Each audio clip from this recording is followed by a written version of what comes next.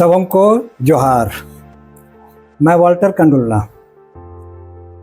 जब झारखंड बिहार से अलग हुआ था तो लोगों की एक आशा थी कि झारखंड एक अच्छा विकसित प्रांत में एक परिणत होगा, लेकिन झारखंड बिहार से अलग हुए करीब 25 वर्ष हो रहे हैं, 24 वर्ष हो रहे हैं, लेकिन जो परिस्थितियां हैं वो किसी से छिपी हुई नहीं हैं और तरह तरह की समस्याओं से, डोमिसाइल के हैं, पॉलिसी मैटर्स को लेकर के, चाहे अन्य विषयों को लेकर के भी पहले से बल्कि ज़्यादा खराब स्थिति हो गई है। तो इसके लिए लोग जो हैं, व्यक्ति और आम समाज, आम प्रबुद्ध लोग का ये कहना है कि इसमें एक कमी है जो बहुत ही महत्वपूर्ण है, और वो है नेतृत्व को लेकर के। झारखंड का नेतृत्व सही व्यक्तियों के हाथ में नहीं गया है, चाहे वो पार्टी के रूप में कहें या एक व्यक्तिगत स्तर पर भी। तो इसी नेतृत्व को लेकर के आज हमारे सामने बैठे हैं डॉक्टर मरियानुस कुजूर। तो जोहार सर, आपको इस चर्चा में आप भाग लेने के लिए। जोहार और शुक्रिया। इनका बैकग्राउंड को इस छोटे से पॉडकास्ट में सम्मिलित करना बहुत मुश्किल है।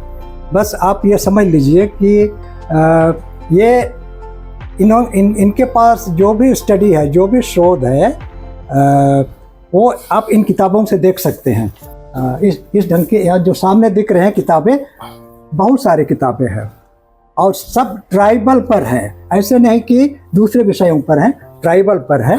तो इसको डॉक्टर साहब का जो परिचय अगर हम कहें तो सूरज को एक दिया दिखाने के बराबर है। ये खुद अपने आप में एक सूरज है। तो डॉक्टर साहब, क्या हम चर्चा शुरू करें? ज़रूर जी। तो डॉक्टर साहब, हम ये कहना चाहते हैं, बहुत सारा इशूज है झारखंड का, झारखंड के विकास को लेकर के, जिसमें जो नेतृत्व की बात आ रही है झारखंड राज्य के अलग अलग कोनों से। कोई कहते हैं कि इसमें राजनीतिज्ञों का ज़्यादा हाथ है, कोई कहते हैं हमारा जो बैकग्राउंड, हमारा जो इतिहास है उसमें किसी कोई आइकन नहीं है, क्योंकि हमारे पास कोई इतिहास नहीं है, हमारी स्मृतियाँ सब लुप्त हो चुकी है। तो कोई भ्रष्टाचार, ऐसा कोई मैनेजमेंट नहीं हो पा रहा है, जो भी इतने सारे कारण हैं। तो इसमें आपका क्या कहना है कि क्या नेतृत्व इसके लिए जिम्मेदार है, हमारा जो प्रेजेंट सिचुएशन में झारखंड को लेकर के? सबसे पहले तो आपका धन्यवाद हमारे साथ इस वार्ता के लिए, और मेरी ओर से ये भी कोशिश रहेगी कि मैं अपने विचारों का साझा करूं आपके साथ और हमारे जो भी दर्शक हैं उनके साथ, खास करके आदिवासी नेतृत्व को लेकर के। सबसे पहले लेकिन मैं एक बात कहना चाहूँगा, जो भी हमारी वार्ता हो रही आदिवासियों के बारे में, खास करके पिछले 24-25 वर्षों में उनकी जो स्थिति है उनको लेकर के, तो इतिहास में हम वापस जाना चाहेंगे, इस बात को पुनः दोहराते हुए कि नए राज्य की परिकल्पना हमारे पूर्वजों ने की थी, और नया राज्य हमें मिला था ताकि जो भी हमारे सपने हैं, जो भी हमारी ख्वाहिशें हैं, जो भी हमारी तमन्नाएं हैं भविष्य के लिए, वो पूरे हो सके। तो अब इसलिए ये सारी बहस, ये सारा डिस्कशन विकास के परिप्रेक्ष्य में है। It's within the larger framework of development discourse. जी हाँ। और इसलिए हम देखना चाहते हैं कि पिछले 25 वर्षों में, खास करके हम उससे वापस 25 वर्षों के पहले भी जा सकते हैं, लेकिन पिछले 25 वर्षों का अगर कि हम सब समीक्षा करें तो हम क्या पाएंगे कि अगर हमारी स्थिति में सुधार हुआ है तो किस कारणवश हुआ है? क्या उसमें आदिवासी नेतृत्व ने कुछ योगदान दिया है, या फिर जैसी हमारी उम्मीद थी, जैसे हमारे सपने थे, वो सपने पूरे नहीं हो पाए, और इसलिए क्या हमारा आदिवासी नेतृत्व भी उसके लिए जिम्मेदार है? जी हाँ। तो इसलिए वही सवाल है। तो वही हमारे सामने सवाल है। जी। तो मैं इस चीज़ को देखना चाहूँगा। सबसे पहले तो अगर देखा जाए तो हमारे आदिवासी समाज में उस तरह के स्ट्रक्चर्स नहीं हैं, चाहे उस तरह की बातें नहीं हैं, खास करके जो इस्टेब्लिश्ड रिलीजन में होती हैं, चाहे इस्टेब्लिश्ड सोसाइटीज़ में होती हैं। और हमारा जो भी ट्रेडिशन है वो एक प्रकार से देखा जाए तो जिसको हम कहें लिखित नहीं रूप से नहीं है, एग्जैक्टली लिखित नहीं है हमारे पास। लेकिन अगर पिछले बहुत सारे वर्षों में हम देखें इतिहास की, जब हम बात करते हैं तो 3 चीज़ों पर हम विचार करते हैं। एक तो है प्री हिस्ट्री, जिसके बारे में हमें कुछ पता नहीं है, प्रोटो हिस्ट्री। जी हाँ, प्री हिस्ट्री और हिस्ट्री के बीच का जो समय होता जी। है उसे हम प्रोटो हिस्ट्री कहते हैं। जी हाँ, कुछ मौजूद है लेकिन उसको डिसाइफर करने की जरूरत पड़ती है। तो आदिवासियों के बारे में कुछ ऐसी बातें जरूर हैं, लेकिन क्या थी क्या नहीं थी उसका पूरा हमें भी पता नहीं चलता है। लेकिन ऐतिहासिक रूप से तो जब से भी आदिवासियों के बारे में सुनी गई है, बातें लिखी गई हैं, हम तो ये कहना चाहेंगे कि उपनिवेशवाद के पहले भी, अंग्रेजों के आने के पहले से भी आदिवासियों की जो दशा थी, हमारे जो हिंदू स्क्रिप्चर्स हैं उनमें भी उनका उल्लेख मिलता है। और हमें ऐसा पता चलता है कि जो आदिवासी नेतृत्व हुआ करते थे उनके नाम से वो ट्राइब जाने जाते थे। जी। और अगर हम कॉलोनियल पीरियड में देखें जी। ब्रिटिश के आने के बाद में, तो हम ये पाएंगे कि खास करके ट्राइब शब्द की उत्पत्ति हुई थी ताकि वो जो नॉन ट्राइब्स हैं, जो आर्यंस हैं, उनके साथ एक डिफरेंशिएट कर सकें। और दोनों में जो अलग अलग बातें हैं, संस्कृति को लेकर के, चाहे बैकवर्डनेस को लेकर के, शिक्षा को लेकर के, खान पान को लेकर के, सामाजिक दस्तूर को लेकर के, और उन्हीं चीज़ों को अलग करने के लिए या फिर उन्हीं को अलग ढंग से समझने के लिए उस ट्राइब शब्द का पहले इस्तेमाल हुआ था कॉलोनियल पीरियड में। जी। और लेकिन अभी अगर देखा जाए तो हर एक जो आदिवासी समूह है, जिसे आज हम संविधान में शेड्यूल ट्राइब के नाम से जानते हैं, लेकिन वास्तव में एक जेनेरिक टर्म है। शेड्यूल ट्राइब का कोई रिलीजन नहीं होता है अपना, लेकिन हर आदिवासी जो समूह है उसका अपना धर्म होता है। जैसे उरांव एथनिक ग्रुप है, आदिवासी समूह है, उसका अपना धर्म होता है। खड़िया का अलग होता है, मुंडा का अलग होता है, हो का अलग होता है, इस प्रकार का। अब देखा जाए तो हमारा आदिवासी नेतृत्व भी बिल्कुल इसी प्रकार के सामाजिक और सांस्कृतिक परिवेश में पनपता है और फलता फूलता है। और इसलिए हम अगर आदिवासी नेतृत्व की बात देखें तो वहाँ पर हम देखते हैं पढ़ा पंचायत की बात देखते हैं, मुंडा मानकी की बात देखते हैं। वहाँ पर चाहे अलग अलग आदिवासी समूह में अलग अलग है, और वहाँ पर हम ये भी देखते हैं कि वो आदिवासी नेतृत्व काफ़ी पुख्ता है, काफ़ी मजबूत है, ऐसा नहीं है। लेकिन खैर हम सामाजिक रूप से बोलें, समाज को चलाने के लिए, सांस्कृतिक ढंग से चलाने के लिए, तो हम आदिवासी नेतृत्व को काफ़ी मजबूत पाते हैं, सामर्थ्यपूर्ण पाते हैं। क्या हमारे में एक व्यक्ति के रूप में कोई नेता वैसा प्री हिस्टोरिक टाइम में वैसा रहा है या नहीं रहा है? या पूरा जो भी डिसीजन लिया जाता था वो जो है पूरी तरह से सामूहिक तौर पर लिया जाता था?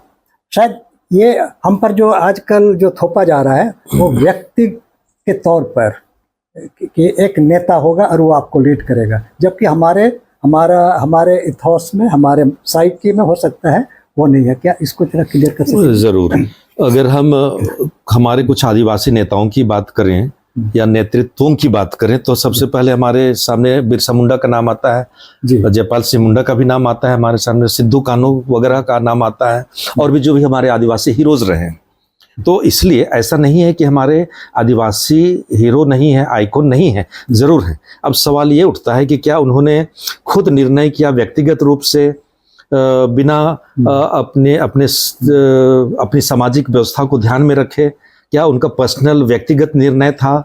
मैं तो ये मान करके चलता हूं कि उन्होंने जो भी किया कि उनका सपोर्ट बेस इतना मजबूत था बिरसा मुंडा का, अगर हम देखें तो मुझे ऐसा नहीं लगता है कि उन्होंने सारे निर्णय खुद किए थे बिना अपने समुदाय को एक कॉन्फिडेंस में लिए हुए। और बाकी दूसरों के उदाहरण भी हम देखें तो हर उदाहरण में हमें ऐसा ही प्राप्त होगा। चाहे आप रोहतासगढ़ की बात लें, सिंगिदाई की भी बात करें, बाकी जो भी हमारे ट्राइबल हीरोज की बात करें, तो लेकिन एक नेतृत्व का, एक अच्छे नेता का एक गुण होता है कि कैसे वो अपने जमाने के अपने ज़माने की चीज़ों को, एक परिस्थितियों को स्टडी कर सके, उनका विश्लेषण कर सके। और यहाँ पर इसलिए मैं 5 बातें कहना चाहूँगा। नंबर 1, जी, कॉन्टेक्स्ट, संदर्भ। संदर्भ। तो एक अच्छा नेता होता है संदर्भ को, कॉन्टेक्स्ट को समझता है वो। नंबर 2, कॉन्टेक्स्ट के साथ साथ वहाँ पर जो भी एक्सपीरियंस की बात होती है, ऑब्जर्वेशंस की बात होती है, तो वहाँ पर जो भी अनुभव जो होते हैं उनको परखता है, वो ऑब्जर्व करता है, देखता है। नंबर 3, एनालाइज करता है, एनालिसिस, विश्लेषण करता है वो। Number 4, action. उसके बाद विश्लेषण करने के बाद वो एक्शन लेता है। और उसके बाद नंबर 5, एवैल्यूएशन करता है, विश्लेषण करता है कि क्या है, कैसे है। और मैं समझता हूँ बिरसा मुंडा के सिलसिले में और बाकी जो हमारे भी और भी आदिवासी नेतृत्व में हैं, उनके सिलसिले में हम ये बात कर सकते हैं, कह सकते हैं विश्वास के साथ, अगर हम जो भी उनके बारे में कहानियाँ लिखी गई हैं, चाहे जो भी लेख लिखे गए हैं, उनको देखने से हमें पता चलता है कि वो लोग बिल्कुल अपनी परिस्थितियों से, अपने कॉन्टेक्स्ट से जुड़े हुए थे। They identified themselves with the people, और इसलिए उनका पल्स उनको पता था, उनकी नाड़ी पता थी उनको, और इसलिए they were not taking these decisions in isolation. और इस यही वजह है कि जब फादर जॉन बैप्टिस्ट हॉफमैन से अंग्रेजों ने पूछा कि इतने सारे ट्राइबल अपराइजिंग्स चाहे क्यों हो रहे हैं, विद्रोह क्यों हो रहे हैं, तो उन्होंने जवाब दिया कि their problem is basically agrarian problem. उनकी जो मुख्य समस्या है वो जल जंगल जमीन से संबंधित है। अगर जल जंगल जमीन की समस्याएं आप हल कर देंगे तो आपका इतने सारे विद्रोह नहीं होंगे। और यही वजह थी छोटानागपुर टेनेंसी एक्ट बना 1908 में, और उसके बाद में तो काफ़ी बाद में 1949 में संथाल परगना टेनेंसी एक्ट बना। तो और इसलिए मैं ये कहना चाहूँगी, हमारा ये नेतृत्व बिरसा मुंडा के रूप में अपने लोगों की जो नाड़ी है, जो पल्स है, उसके आधार पर ही जो भी निर्णय लेता था, खुद के लिए नहीं, खुद के स्वार्थ के लिए नहीं। और ये मैं इसलिए कह रहा हूँ कि क्योंकि उनको जब अरेस्ट करके जेल लिया गया तो वहाँ पर जैसे ब्रिटिश लोगों ने जैसा भी कहा, जो भी कारण दिया उनका, जिसके कारण से, बीमारी के कारण से वो मर गया, हैजा के कारण से मर गया, जो भी हो, लेकिन अगर देखा जाए वास्तव में, क्योंकि उस पर डिबेट भी है, विवाद भी है, तो हम कहेंगे कि उसने अपने आप को सैक्रिफाइस कर दिया, उसने अपनी जिंदगी दे दी अपने लोगों के लिए। तो आदिवासी नेतृत्व के बारे में अब हमारे सामने ये प्रश्न उठता है कि आज की तारीख में हमारे बड़े बड़े शहरों में, चाहे आप दिल्ली की बात करें, चाहे रांची की बात करें, या फिर अलग अलग शहरों में बहुत सारे आदिवासी हैं, पलायन करके वहाँ गए हुए हैं, जिनके बारे में हमने एक स्टडी भी किया था दिल्ली में। Tribal women domestic workers in Delhi, अलग अलग राज्यों से वहाँ पर जा रहे हैं। तो वहाँ पर इंटेलेक्चुअल्स भी हैं, वहाँ पर ऐसे भी लोग हैं जो कि मिडिल क्लास के हैं, और कुछ लोग हैं उससे भी ऊपर हैं, उन्हें किसी चीज़ की कमी नहीं है। तो प्रश्न ये उठता है कि हमारे जो आदिवासी नेतृत्व हैं अलग अलग स्तरों पे, क्या वो अपने समाज से जो भी उनको फायदा हुआ है इन टर्म्स ऑफ रिजर्वेशन, चाहे in terms of their identity, क्या उस आइडेंटिटी को बरकरार रखते हैं वो, क्या उस आइडेंटिटी को प्रमोट कर रहे हैं, या उस आइडेंटिटी को बचाने के लिए कहीं भी हो, चाहे झारखंड में हो, झारखंड से बाहर हो, प्रयास कर रहे हैं एक आदिवासी के रूप में। डॉक्टर साहब, मैं आपसे टोक रहा हूँ, तो जो वर्तमान कॉन्टेक्स्ट में जो हमारे बुद्धिजीवी वर्ग का जो दृष्टिकोण है, वो कहीं आपकी बात से लग रहा है कहीं मिस हो रहा है। तो ये जो आपने 5 जो गिनाए हैं गुण, उसमें हम क्या चीज़ अभी मिस कर रहे हैं?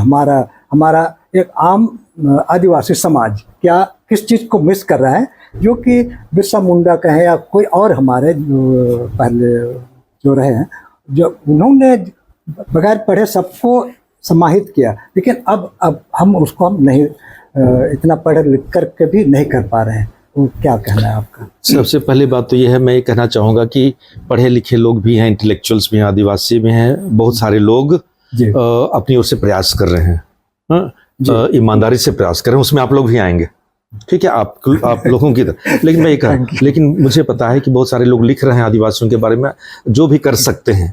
हाँ, तो नाम ले सकता हूँ, लेकिन नाम लेने की जरूरत नहीं है अभी। लेकिन एक चीज़ मुझे ऐसा लगता है कि मिस करते हैं कि हम शान शौकत में, या फिर हमें बहुत सारी चीज़ें मिल गई हैं क्योंकि हमें ये अवसर मिला कि हम अच्छी से अच्छी पढ़ाई कर सकें, जिस भी लेवल पे हायर एजुकेशन में भी जा सकें, तो एक प्रकार से जो कंफर्ट जोन में आ जाते हैं, जी। और आदिवासियों के संघर्ष में अगर हम शामिल होना चाहें तो उसमें कुछ हमें परिश्रम करना पड़ता है, चाहे वहाँ पर हमें कुछ सैक्रिफाइसेस करने पड़ते हैं, तो संभवतः हमें ऐसा लगता है कि उसके लिए हमारे बहुत सारे लोग जिन्होंने आदिवासी पहचान से, आदिवासी अस्मिता से, चाहे जो भी संविधान में प्रावधान है उनका फ़ायदा उठाया है, तो मैं तो ये कहना चाहूँगा कि we are not able to pay back, या फिर समाज से हमने जो पाया है, अस्मिता से लेकर के बहुत सारी चीज़ें पाई हैं आदिवासी समाज से, हम उन्हें वापस नहीं कर पा रहे हैं, क्योंकि एक तो है कि हम सिर्फ सभी चीज़ों को व्यक्तिगत रूप से देख रहे हैं, इंडिविजुअलिस्टिक हो गए हैं। जी। हम एक प्रकार से we are sucked in by the system outside. तो इसलिए rather than giving back to the society what we have received from the society, we have only taken, हम लोग केवल ले रहे हैं उससे लेकिन वापस दे नहीं पा रहे हैं। तो वहां पर इसलिए वो स्वार्थपन को हमें कम करना पड़ेगा। चाहे जैसा कि आदिवासियों में अगर देखा जाएगा, अगर आदिवासियों के मिथ्स को, किंवदंतियां हैं, उनको आप अध्ययन करेंगे, उनके मिथ ऑफ ओरिजिन को, चाहे जेनेसिस मिथ को, तो आप ये पाएंगे कि जो दो तीन बहुत बड़ी कमियां हैं, उनको वो पाप भी कहते हैं। जैसे एक है प्राइड, एरोगेंस, जेलसी, ये सब तो ये सारी चीजें हैं। तो इसलिए ये ठीक उल्टा है जैसा आदिवासी समाज में होता है। अगर आदिवासी समाज का गवर्नेंस आप देखें तो वहां पर हम जाएंगे, वहां पर कोई कितना भी बड़ा हो, लेकिन हम लोग वहां पर एक सर्कल या सेमी सर्कल में बैठेंगे। वहां पर जो वहां का प्रेसिडेंट है, चाहे वहां का जो मुखिया है, वो भी साथ में बैठेगा सबके साथ में, और एक कॉन्सेंसस की बात आती है गवर्नेंस में, तो वो होता है। तो अभी मुझे ऐसा लगता है कि इन सारी चीज़ों को हम भुला दे रहे हैं। चाहे फिर हमें बहुत सारी चीज़ें चाहिए, क्योंकि हम चाहते हैं हमारे बच्चे, हमारा परिवार विकसित हो, अधिक से अधिक पढ़ाई करें, लेकिन हमें ऐसा लगता है कि हम अपने घर के बारे में, खुद के बारे में ज़्यादा सोच रहे हैं, अपने समाज के बारे में हमने सोचना छोड़ दिया है। अगर दूसरी बात मैंने कहा था कि कैसे कॉन्सेंसस बिल्डअप किया जाता है, तो वहाँ आदिवासी समाज में जो मुखिया है, चाहे जो अध्यक्षता कर रहे हैं उस मीटिंग की, उस बैठकी की, अखड़ा में, चाहे कहीं पर भी, वो सबकी बातें सुनते हैं। ऐसा नहीं है कि आकर के अपना एजेंडा लेकर के आते हैं और उसके बाद सबको डिसाइड करके बोलते हैं कि हाँ ये होना है। जी नहीं, वो सभी की बातें सुनते हैं। जो महिलाएं हैं और जो भी बुजुर्ग हैं, अगर युवा हैं, उनकी भी बात, जो मेंबर्स ऑफ ग्राम सभा, जो हमारा जो मैं ट्रेडिशनल ग्राम सभा की बात कर रहा हूँ, उनकी बातें सुनते हैं और सभी की बातों का निचोड़ निकालते हुए आखिर में वही बात बोलते हैं जो समुदाय को पसंद है, समुदाय जिसको करना चाहता है। ये नहीं कि तुम जो भी बोलो मैं अपना डिसीजन लेके आया हूँ, मैं अपना एजेंडा लेके आया हूँ, मैं जैसा चाहता हूँ कर सकता हूँ, ऐसा नहीं। ये तो डायरेक्ट डेमोक्रेसी। हाँ, एग्जैक्टली। इसलिए ये तो डायरेक्ट डेमोक्रेसी की बात है। और यही चीज या यही चीजें अगर आज हम अनुवाद कर पाते हैं हमारे प्रशासन में, हमारे गवर्नेंस में, चाहे वो सेंट्रल गवर्नमेंट के लेवल पे हो, चाहे हमारे स्टेट गवर्नमेंट के लेवल पे, तो मैं समझता हूँ कि हमारा आदिवासी नेतृत्व और ज्यादा प्रखर हो पाता, ज्यादा इफेक्टिव हो जाता, प्रभावकारी हो पाता। तो इसलिए यहाँ पर एक बात और है कि कैसे हम अपने आप को, चाहे हमारा जो नेतृत्व है, अपने आप को ट्राइबल सेंसिटिविटीज के अनुसार, उनकी जरूरतों के अनुसार, उनके संघर्षों के अनुसार, मैं ये कहना चाहूँगा कि whether our leadership understands and is able to analyze the brokenness of our people, the cries and agony of our people, जिससे गुजर रहे होते हैं वो, चाहे वो माइग्रेंट्स हों, चाहे वो डिस्प्लेस्ड हों, चाहे उनकी जमीन का, चाहे नेचुरल रिसोर्सेज का दोहन हो गया हो, चाहे हो रहा हो, तो उनकी मुश्किलातों को क्या हम समझ पाते हैं। इसलिए केवल ऊपर से नहीं, यहाँ मैं कहना चाहूँगा एम्पैथी, सिंपैथी की बात नहीं। उनके साथ आप सिंपैथाइज बहुत सारे लोग कर देंगे, लेकिन क्या उनकी भावनाओं में, उनकी फीलिंग्स में आप घुस करके वैसा ही महसूस कर सकते हैं जैसा कि अंतिम आदिवासी जो गांव में बैठ करके, चाहे जिनके पास कुछ संसाधन नहीं है, वैसा महसूस कर रहा है। अगर हमारा नेतृत्व ऐसा कर पाएगा तो मैं समझता हूँ वही शुरुआत होगी उनके एम्पावरमेंट की, उनके सशक्तिकरण की। तो मैं समझता हूँ कि बहुत बार ये चीज मिस कर हम एम्पैथी। हाँ, तो सबसे एम्पैथी में भी तीन बातें हैं। एक तो है कि हम एम्पैथाइज कर सकते हैं, समझते हैं, केवल समझने की बात नहीं है, क्या हम फील करते हैं उनके समान। और अगर समझते हैं और फील करते हैं, उनके समान महसूस करते हैं, उनके समान एहसास करते हैं, तो ऐसा करने के बाद हम क्या एक्शन लेते हैं। तो हम एम्पैथी में भी पहले 2 स्तर तक ही हम सीमित ना रखें अपने आप को, लेकिन उनको हम सबसे पहले समझें कि क्यों आदिवासी को इतना कष्ट हो रहा है और क्यों इस तरह की परिस्थितियां हैं। दूसरा है कि अगर हम उनको अंडरस्टैंड करते हैं, समझते हैं, तो क्या फील भी करते हैं, हम भी वैसा फील करें, महसूस करें उन्हीं के समान। और तीसरा, समझते हैं और महसूस करते हैं तो हम क्या एक्शन लें। तो बहुत बार होता है कि हम इंटेलेक्चुअल्स भी महसूस कर सकते हैं, करने तक रह जाते हैं, लेकिन कुछ एक्शन नहीं ले पाते हैं। तो हमारे नेतृत्व के सामने सबसे बड़ी समस्या या चुनौती या आह्वान मैं कहूँगा यही होगी कि कैसे हम इसको एक्शन के रूप में परिणत करें, ताकि कुछ करें। कुछ बाकी जो भी ऑर्गेनाइजेशंस हैं, संगठन हैं, चाहे हमारे आदिवासी ग्रुप हैं, चाहे आदिवासी ग्रुप ना भी हो, लेकिन वो आदिवासी की भलाई के लिए सोचते हो, तो क्या हम अपना नेटवर्क बना करके उनके साथ मिल करके उनकी भलाई के लिए, उनके कल्याण के लिए काम कर सकते हैं। कई जो गैर आदिवासी है वो भी हमारे साथ जुड़े हुए हैं और काम कर रहे हैं। जरूर। लेकिन मेरा एक दूसरा थोड़ा सा अलग एक आपसे जानना चाहता हूँ कि ये जो शहरीकरण, चाहे पूंजीवाद, तो उसका भी असर हो रहा है हम लोगों पर, और उसका काफ़ी असर हो रहा है। हम जो आपने कहा कि इंडिविजुअलिस्टिक हो जा रहे हैं, तो उसको हम लोग किस ढंग से कुछ नलिफाई कर सके। हम नहीं कह रहे हैं कि 100% हटा सकते हैं, लेकिन फिर भी थोड़ा बहुत कहाँ पर उसको हम लोग दबाव हो सके। डॉक्टर साहब, ये बहुत अच्छा सवाल है, क्योंकि ये समस्या है, इसी से हमारा समाज जूझ रहा है आज। एक और तो है ट्रेडिशन, दूसरी ओर मॉडर्निटी। एग्जैक्टली, ठीक है। तो ट्रेडिशन को हमें एक और तो बचाने का प्रयास कर रहे हैं, चाहे आप सामाजिक व्यवस्था मिले, सांस्कृतिक मिले, चाहे राजनीतिक में, चाहे बाकी जो भी पहलू हैं उनके आधार पर समझने का प्रयास कर रहे हैं, ट्रेडिशन को बचा। दूसरी ओर बहुत जोरदार धमाकेदार अटैक हो रहा है प्रोसेस ऑफ ग्लोबलाइजेशन से, ध्रुवीकरण से, चाहे मॉडर्नाइजेशन से, मॉडर्निटी से। तो वो है, और वो हो रहा है एजुकेशन में, तो हो ही गया है। हमारी जो एजुकेशन की व्यवस्था है तो ब्रिटिश व्यवस्था है, लेकिन वहाँ पर आगे मैं बातें करूँगा। लेकिन हम देखें बाकी चीज़ों को भी, डेवलपमेंट की बात करें तो वहाँ पर भी इम्पोज किया जा रहा है। अगर हम नेहरू के पंचशीला सिद्धांत को देखें तो वहाँ पर उन्होंने कहा था कि कैसे ट्राइबल के जो भी सेंसिटिविटीज़ हैं और उनके जो भी संस्कृति है, उसके आधार पर ही हम अपने विकास की क्या बोले, विकास का स्ट्रक्चर, चाहे विकास का मॉडल, वो हम सुनिश्चित करें। तो ये सब तो नहीं हो रहा है, तो इसलिए एक कॉन्फ्लिक्ट है। लेकिन मेरा इसमें अपना टेक ये है, वी शुड, हम अभी की जो परिस्थितियां हैं, जो भी प्रक्रियाएं हैं, प्रोसेसेस हैं मॉडर्निटी की, चाहे ग्लोबलाइजेशन की, उसको नकार नहीं सकते।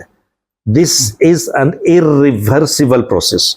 Globalisation is an irreversible process. और इसलिए अगर हम अपने आदिवासी समाज होते हुए हम बोलें कि ना, उससे हमको कोई लेना देना नहीं, हम कुछ नहीं करेंगे, तो हम कहीं के नहीं रह जाएंगे। और इसलिए आदिवासी समाज, और देखिए संस्कृति भी, कल्चर भी is not static, it's dynamic, इस आगे बढ़ता है। इसलिए हम बहुत पुरानी बातें करते हैं, तो एक सवाल ये भी उठता है कि क्या हम whether we are valorizing culture on the basis of primordialism, कि कल्चर में कुछ नहीं बदल सकता है। These are the essential characteristics of culture, therefore they have to be the same forever।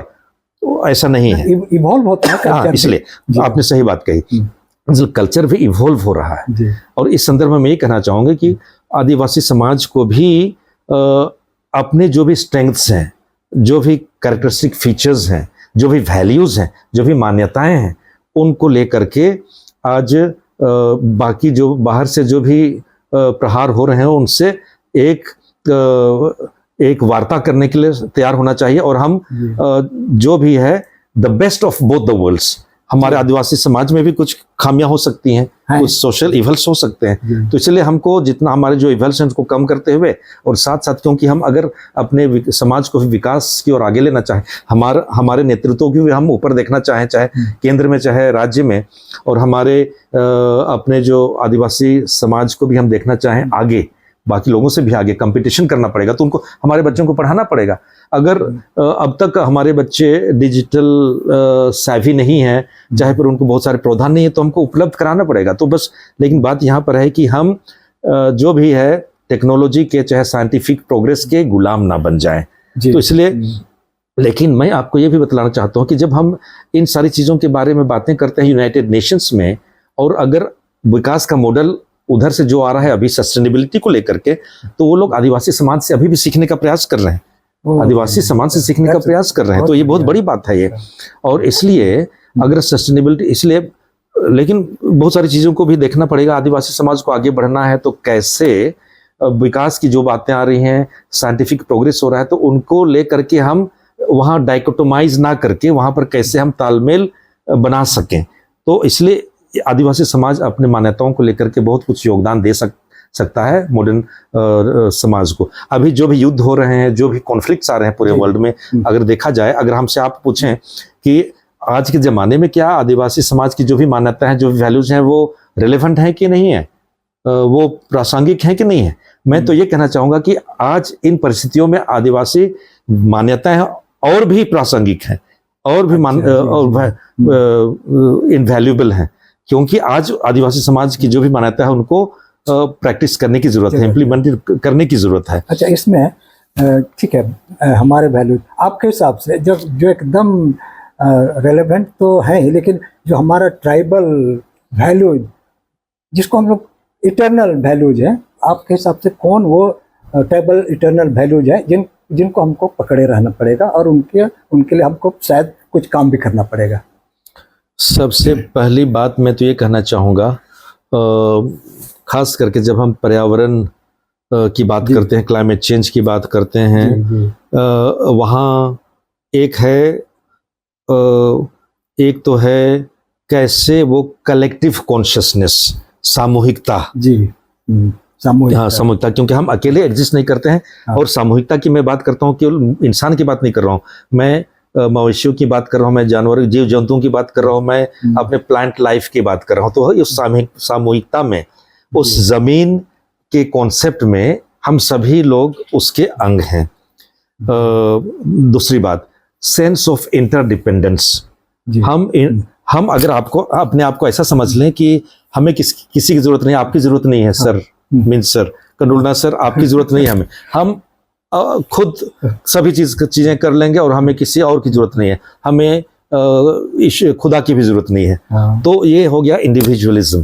तो हम और इसलिए वहां पर हमारे आदिवासी संस्कृति में बहुत बड़ी मान्यता है कि वहां पर हम दैट सेंस ऑफ इंटरडिपेंडेंस, क्योंकि हम एक दूसरे पर डिपेंडेंट करते हैं और एक दूसरे पर, ताकि हम एक दूसरे का सम्मान कर सकें, आदर कर सकें। Number 3, sacredness of creation.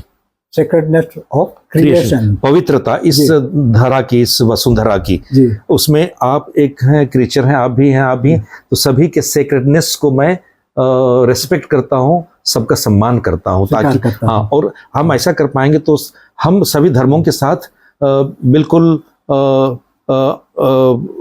आसानी से को एग्जिस्ट कर सकते हैं। और हम हर व्यक्ति में, हम अगर उसी धर्मेश का, सिंगबोंगा का, या फिर परमेश्वर का, ठाकुर जीव का रूप देखें, तब हम ये समझेंगे कि हर व्यक्ति में तो ईश्वर का निवास है। तो हम क्यों किसी के पर्सनहुड को, चाहे किसी के व्यक्तित्व को हम हानि पहुंचाने की चेष्टा करेंगे। और इसलिए ये 3 चीजें, और भी चीजें हैं जिससे बाकी जो है सिंप्लिसिटी, ईमानदारी वगैरह, तो बाकी चीजें इन्हीं से आती हैं। अगर हम उसके सेक्रेडनेस को, उसकी पवित्रता को, इस पृथ्वी की पवित्रता को हम समझेंगे, तो हम एक दूसरे का भी सम्मान करेंगे, जो जीव जंतु हैं उनका भी सम्मान करेंगे, पूरी चाहे प्लांट लाइफ का, पूरे वसुंधरा का, ब्रह्मांड का हम सम्मान करेंगे। और ये बहुत ज़रूरी है, खास करके जब हम क्लाइमेट चेंज और क्लाइमेट एक्शन की आज बातें कर रहे हैं। अच्छा, आखिरी में डॉक्टर साहब, करके समाप्त हो गया हमारे स्विच, जो हमारे जो भावी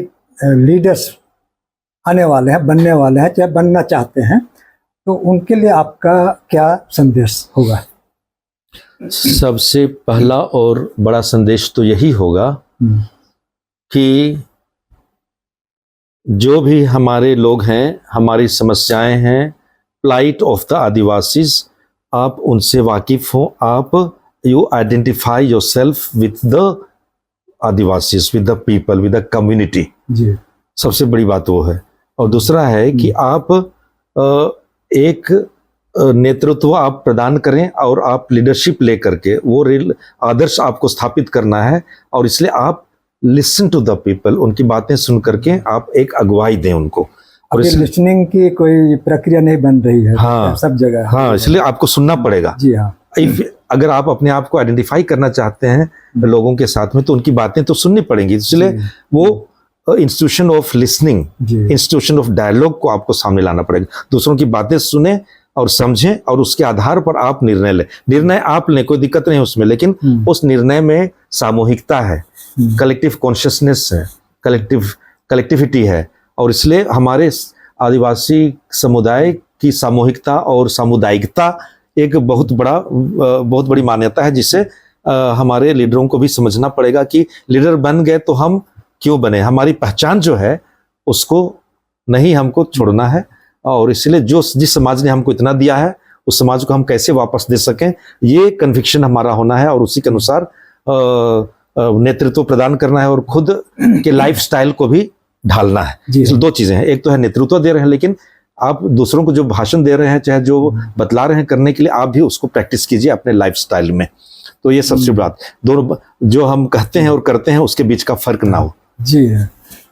तो ये रहे डॉक्टर मरियानुस कुजूर साहब, जिन्होंने अपने मन के उद्गार दिए ट्राइबल लीडरशिप पर, जो जनजातीय नेतृत्व पर, और विशेष करके आज के युग में जो भी हमारी कमियां हैं, कमजोरियां हैं, हमको लगता है वो एक प्रकाश स्तंभ की तरफ इनकी बातें हमको राह दिखा सकती हैं, दिखाएंगी।